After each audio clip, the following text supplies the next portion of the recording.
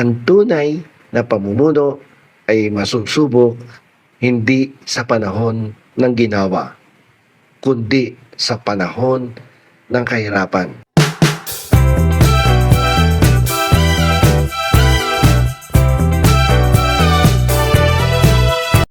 Kanina nga ay natapos na ang rally dyan sa EDSA People Power Monument at tahimik naman silang nagsilisan pagkatapos ng rally.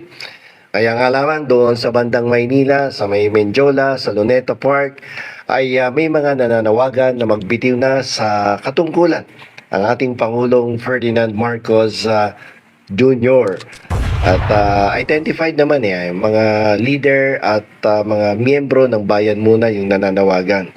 At yung isang grupo, halata naman, mga pro-Duterte group sila. Kaya ngayon, tatalakayin natin itong mahalagang issue na to na pampolitika dito sa ating bansa, sa Pilipinas. So tungkol doon sa panawagan na magbitiw, ay ang sabi ng ating Pangulo na siya ay hindi magbibitiw. No? Sa kabila ng mga panawagan mula sa iba't ibang sektor, kabilang na ang Bayan Muna. So unawain natin yung mga dahilan sa likod ng mga panawagan na to para maunawaan natin yung kasalukuyang kalagayan ng politika dito sa ating bansa. Ang sabi po ng ating Pangulo ay may kakulangan naman sa katwiran para sa kanyang pagbibitiw. At syempre, yung panganawagan na yan ay kung siya ay magbibitiw, yan naman hindi nakasulat sa ilalim ng ating saligang batas. Wala nagsasabi doon, pag minanawagan, magbitiw ka, di ba? So, publicly, sinabi ni Pangulong Marcos Jr. na walang sapat na dahilan para siya ay magbitiw.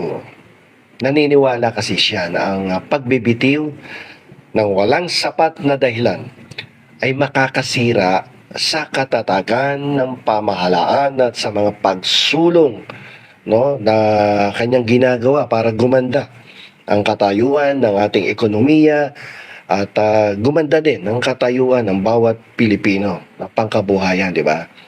So dito binibigyan diin ni President Marcos ang kanyang dedikasyon sa paglutas ng mga kinakaharap na issue ng bansa, tulad ng pagbangon ng ekonomiya, pagpapaunlad ng infrastruktura, at mga reformang panlipunan.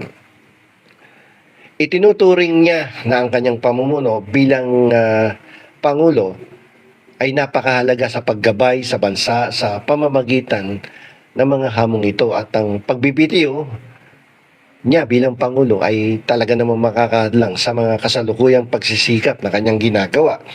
So pag nagbitiw siya, ano na lamang mangyayari? Sino ba ang papalit? Diba? Malinis ba yung papalit? Mahusay ba? Competent ba? Yan mga question dyan . So nakikita ng administrasyon ng mga panawagan para sa pagbibitiw bilang mga pagtatangka na guluhin ng pamahalaan lang. Ang mga pagsisikap na ito ay nakikita bilang mga panggulo na naglilihis ng pansin mula sa mga tunay na issue at reforma sa ating pamahalaan. So tingnan natin yung ating pananaw sa ilalim ng ating konstitusyon. Kasi binabanggit ng mga grupong tulad ng Bayan Muna, ang 1987 Constitution, na kinikilala daw ang pagbibitiw bilang isang lehitimong paraan upang bakantihin ang posisyon ng presidente.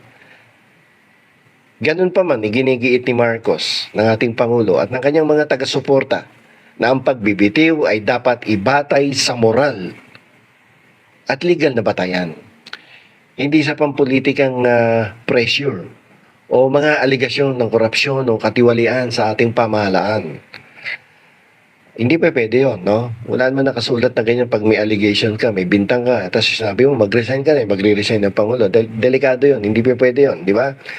Ang mga panawagan para sa pagbibitiw ni Bongbong Marcos ay pinalakas ng mga aligasyon ng korupsyon, kabilang ang mga pagsingit sa budget, yung budget insertion na nagdadawit sa kanya. Pero nasagot na to ng kung ilang beses na wala siyang kinalaman dyan sa budget insertions na yan. So kung sakasakaling mag-resign siya, sino ba yung papalit? Pero ang tanong dito, di ba si BBM ang nakadiskubre ng mga corruption dyan sa BICAM committee, yung mga confidential funds. yung paggastos ng confidential funds sa loob ng 11 araw, no, sa tanggapan ng pangalawang pangulo at sa tanggapan ng secretary ng Department of Education. Sino ba ang nakakita niyan, no? At sino ba ang nagpaimbestiga ng mga yan? Di ba si Pangulong Marcos Jr.? So, parang hindi naayon doon sa panawagan ng ilang grupo na siya ay magbitiw. Siya nga ay nag-umpisa na imbestigahan lahat yan. No? Yung mga gumagawa ng kalokohan, pagnanakaw, pandarambong sa ating bayan. Tapos siya pa yung papaalisin. Hindi naman siguro makatwiran yan. At hindi naayon sa ating batas. Pinagtatanggol kasi ng bayan muna ang kanilang mga panawagan para sa pagbibitiw sa pamamagitan ng pag-iit na ito ay tugon sa hindi sapat na paghawak ng administrasyon sa mga iskandalo ng korupsyon. Ang mga taga-suporta naman ni dating Pangulong Duterte ay sumasalungat sa pamumuno ni Marcos. Naudyok ng mga pagkakaiba sa politika at sama ng loob kung magbibitaw si BBM. Sino uupo? Di ba? Sino uupo? Malinis ba yung uupo? Mahusay ba? Very competent ba? May naiintindihan ba sa administrasyon, sa management ng ekonomiya at politika sa ating bansa?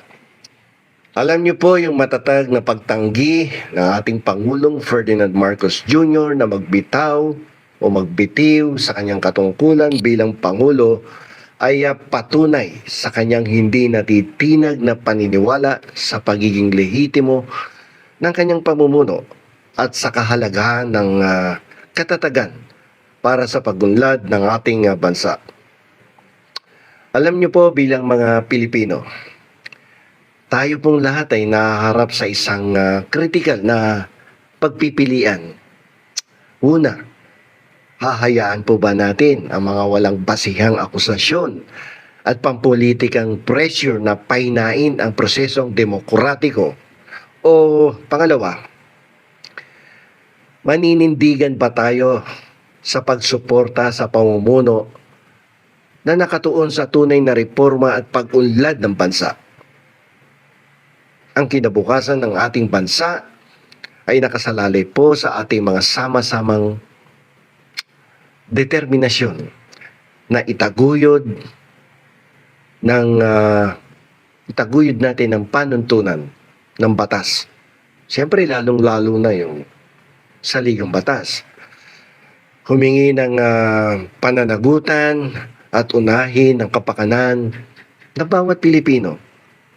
Tandaan po natin, ang tunay na pamumuno ay masusubok hindi sa panahon ng ginawa, kundi sa panahon ng kahirapan.